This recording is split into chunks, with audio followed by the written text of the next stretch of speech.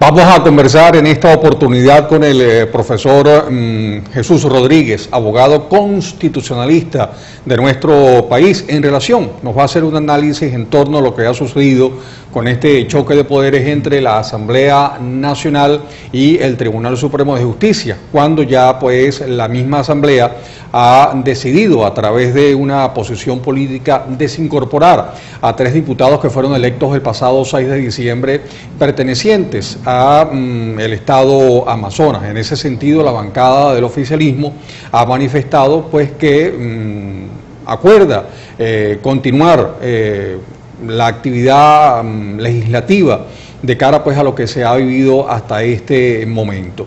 Hoy también se ha conocido la posición que ha tenido el Parlamento de Costa Rica, aprobando una moción de apoyo a la Asamblea Nacional. El cardenal Urosa ha dicho que la Asamblea Nacional tiene que ser respetada en sus atribuciones que obedecen a la decisión del pueblo, pero vamos entonces ya a entrar de lleno con nuestro invitado en relación a esta decisión del TSJ. Usted ha sido por más de una década, doctor Rodríguez, abogado constitucionalista, incluso dicta la cátedra en la Universidad Santa María.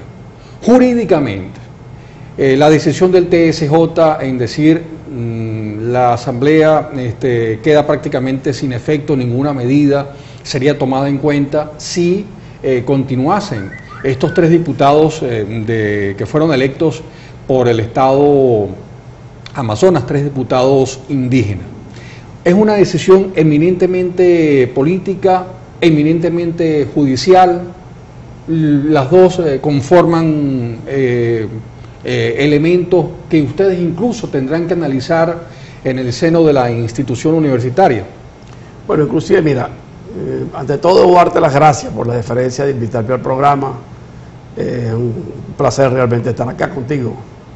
Debo decirte, las 2 sentencias de la Sala Electoral del Tribunal Supremo de Justicia, la primera, donde declara o ordena la desproclamación de los candidatos, de los diputados que fueron proclamados por Ayacucho, por el CNE, y anula las actividades de totalización y proclamación hechas por la Junta Electoral Principal respectiva de la Circunscripción Electoral del Estado de Amazonas. Debo decirte que está totalmente desconectada de la Constitución y del derecho.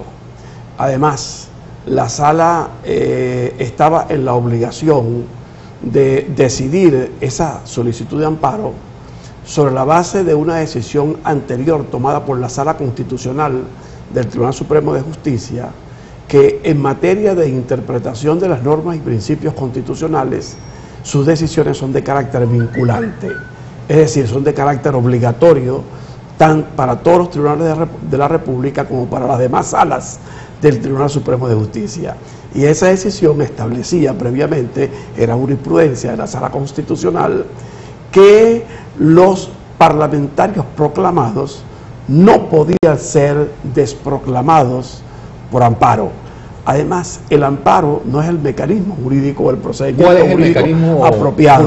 Allí, si una persona que es candidato a diputado, a concejal, a gobernador o a presidente, un sector de la población o una individualidad considera que fue electo en forma viciada, que su elección está viciada de nulidad, lo que puede es pedir la nulidad del proceso electoral, y ese es un proceso que es una acción que se va a procesar por las vías ordinarias. Hay la vía ordinaria, que es las acciones de nulidad de los actos administrativos dictados por los órganos del poder público. ¿Por qué no se fue al Consejo Nacional Electoral? Bueno, pues primero el Consejo Nacional también, ese es otro elemento, tenía que agotarse la vía administrativa, es decir, primero debió ejercerse el recurso ante el recurso administrativo, ante el órgano administrativo correspondiente, que era el Consejo Nacional Electoral. No se hizo, se alegó que el Consejo Nacional Electoral estaba en receso. Perfecto, se violó entonces el procedimiento ordinario, se fue directo a la Sala Electoral mediante un recurso de amparo, que no es procedente, porque lo procedente era una acción de nulidad, por una parte. Y por la otra parte, un amparo no puede suspender derechos constitucionales. Los derechos constitucionales establecidos son suspendidos por sentencia definitivamente firme. ¿Cómo quedan los derechos de las personas que votaron por estos diputados? Se suspenden los derechos constitucionales de los ciudadanos del Estado de Amazonas, es el derecho político de elegir y de ser electo. De manera que allí también... ¿Qué va a suceder allí con los representantes del Estado de Amazonas? Es decir, para la Asamblea Nacional, Amazonas no juega un rol trascendental. Eso sería lo de menos en este momento, porque es cuestión de que se curse la demanda y que en el tribunal correspondiente, es decir, respetando el derecho a la defensa, el debido proceso, la causa lleve su procedimiento ordinario y al final el tribunal decida de conformidad a derecho, actuando siempre en razón de la búsqueda de la verdad. Si existen elementos de juicio que prueban en el proceso que la elección de estos ciudadanos fue viciada, se declara la nulidad y se convocan nuevas elecciones. Pero ese no es el momento, esa no es la situación que está en discusión en este momento. La plenaria toma la decisión de desincorporarlos. ¿Cómo queda entonces la Asamblea Nacional? Bueno, para evitar ese choque y la confrontación, ¿ceden? Bueno, no, lo que pasa es que debemos... ¿Es una decisión política? Bueno, debemos adelantarnos a lo que es la segunda sentencia. Estábamos hablando de la primera. La primera sentencia, donde ordena y la Asamblea Nacional, haciendo caso omiso a esa sentencia, porque la consiguió no ajustada a derecho, y la consiguió no ajustada a derecho e inconstitucional, porque fue analizada por todos los grandes juristas venezolanos y todos coinciden que la sala se excedió en su competencia, que tomó la vía y que la sentencia es más política que jurídica y que por lo tanto una sentencia política dictada por un tribunal no puede ser aceptada por un órgano del poder público tan importante como nada y nada menos que el poder legislativo del Estado venezolano representado como órgano por la Asamblea Nacional. Se da entonces la segunda sentencia que entra el desacato. Vamos a la segunda sentencia, que es mucho peor, porque en la sentencia primero ratifica la sentencia, la primera, la del 26 de diciembre, pero luego adiciona 3 decisiones más. Primero, ordena a la Asamblea Nacional que desproclame, violando la jurisprudencia sentencia de la Sala Constitucional.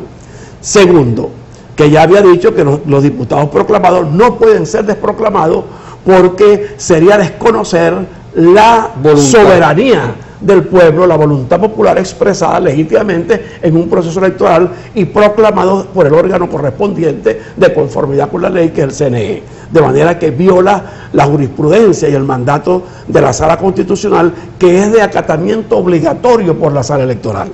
Segundo, dice que declara la nulidad de todos los actos que realice la Asamblea Nacional hasta tanto no desproclame a los diputados juramentados.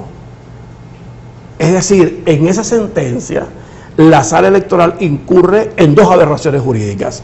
Primero, extralimitación de funciones y usurpación de funciones, porque la Sala Electoral no tiene competencia para anular los actos de un poder público nacional como la Asamblea Nacional.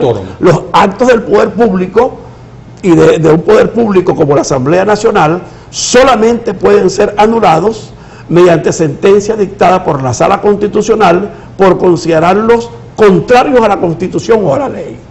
Y para ello hay que ejercer el recurso de nulidad del acto. De manera que la Sala se extralimita, incurre en usurpación de funciones y extralimitación de funciones. ¿Es verdad? Porque no tiene competencia. Y lo otro es, y mucho más grave, que es que con esa decisión inhabilita al Poder Legislativo Nacional y no puede un tribunal, otro órgano del poder público como es el Poder Judicial, inhabilitar a otro poder del Estado democrático, porque en el Estado democrático existe la separación de poderes, lo que dijiste antes, cada poder es independiente y autónomo y ningún poder puede imponerse sobre otro. Y lo más grave aún, la Sala Constitucional no tiene competencias para calificar a los diputados. La competencia la tiene la Asamblea Nacional, porque es la propia Constitución de la República quien le da a la Asamblea Nacional las competencias para calificar a sus propios medios. Y esa es una especie de inmunidad que en la Constitución el soberano, es decir, a través de la Constitución, le otorga. Usted me está diciendo que la Asamblea, el TSJ, no está por encima en parámetro constitucional de la Asamblea?